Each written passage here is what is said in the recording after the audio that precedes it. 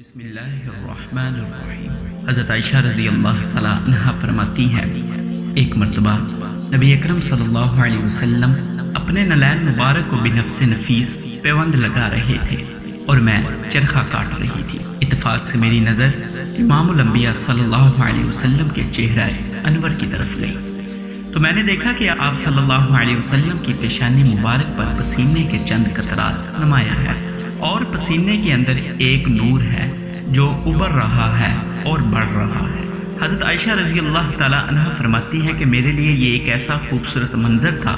کہ میں حیرت و تعجب سے پوری دلچسپی کے ساتھ کافی دیر تک نبی اکرم صلی اللہ علیہ وسلم کی پیشانی کا دیدار کرتی رہی۔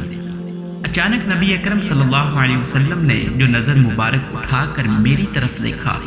کہ میں آپ صلی اللہ علیہ وسلم کی طرف حیرانگی کے ساتھ دیکھ رہی ہوں تو فرمایا، عائشہ کیا بات ہے، کیوں حیران ہو کر میری طرف دیکھ رہی ہوں؟ میں نے عرض کیا، یا رسول اللہ، میں نے دیکھا ہے کہ آپ کی پیشانی مبارک پر پسینے کے قطرات ہیں اور مجھے قطرات میں ایک چمکتا ہوا نور دکھائی دے رہا ہے۔ اس خوبصورت منظر نے مجھے آپ کی طرف دیکھتے رہنے پر مجبور کر دیا تھا۔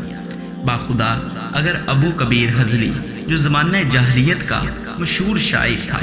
آپ کو دیکھ لیتا تو اسے معلوم ہوتا کہ اس کے اشعار کا صحیح مصداق حضور آپ کی ذات اقدس ہے۔ نبی اکرم صلی اللہ علیہ وسلم نے فرمایا، اے عائشہ سناؤ تم اس کے اشعار کیا ہیں؟ حضرت عائشہ رضی اللہ تعالیٰ عنہ فرماتی ہیں کہ میں نے حضور اکرم صلی اللہ علیہ وسلم کو ابو کبیر کے یہ اشعار سنائے جن کا ترجمہ یوں ہے: وہ ولادت اور رضاعت کی آلودگیوں سے پاک ہے، اس کے روشن چہرے کو دیکھو تو معلوم ہوگا کہ نور اور روشن برق جلوہ دے رہی ہے۔ جب رسول اللہ صلی اللہ علیہ وسلم نے یہ اشعار سنے تو جو کچھ ہاتھ میں تھا وہ رکھا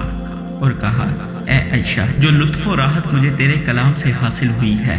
اس قدر مسرت و سرور تجھے میرے نظارے سے بھی حاصل نہ ہوا ہوگا۔ حضرت انس رضی اللہ تعالیٰ عنہ فرماتے ہیں کہ کسی آدمی نے حضور اکرم صلی اللہ علیہ وسلم سے قیامت کے متعلق سوال کیا، حضور قیامت کب آئے گی؟ نبی اکرم صلی اللہ علیہ وسلم نے فرمایا، تم نے اس کے لیے کیا تیاری کر رکھی ہے؟